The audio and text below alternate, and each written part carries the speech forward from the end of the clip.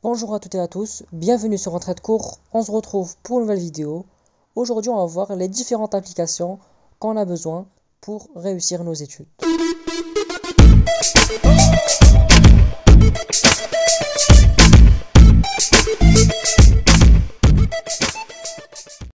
Alors déjà, pour réviser les langues, par exemple l'anglais, on a deux applications intéressantes. On a Elsa, c'est une application qui permet d'améliorer sa prononciation et son intonation en anglais.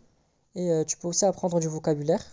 Et on a Duolingo, qui permet de réviser à la fois et d'apprendre aussi une ou plusieurs langues grâce à des leçons de prononciation, de compréhension, mais aussi par exemple de traduction.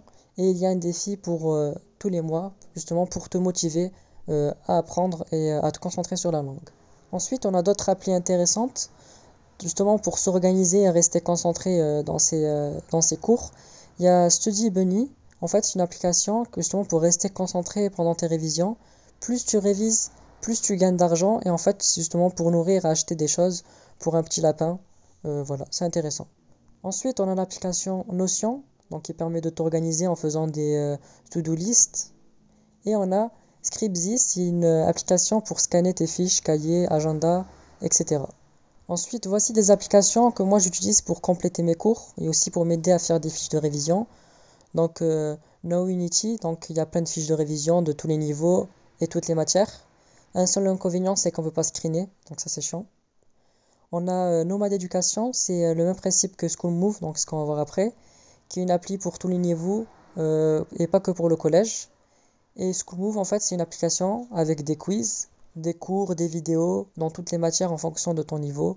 Mais malheureusement, il y a certains contenus qui sont payants. Donc voici l'inconvénient de cette appli. Et on va finir avec les applications pour se tester. Donc on a Quizlet. C'est en fait là où tu trouveras des flashcards créés par d'autres personnes. Et tu peux aussi créer toi aussi tes propres flashcards, mais tu peux aussi t'entraîner avec ceux des gens. Voilà. Donc tu auras pas mal de flashcards en fait justement pour te tester. Après il y a d'autres applis, par exemple Extra Student, Xmind, G20 en maths.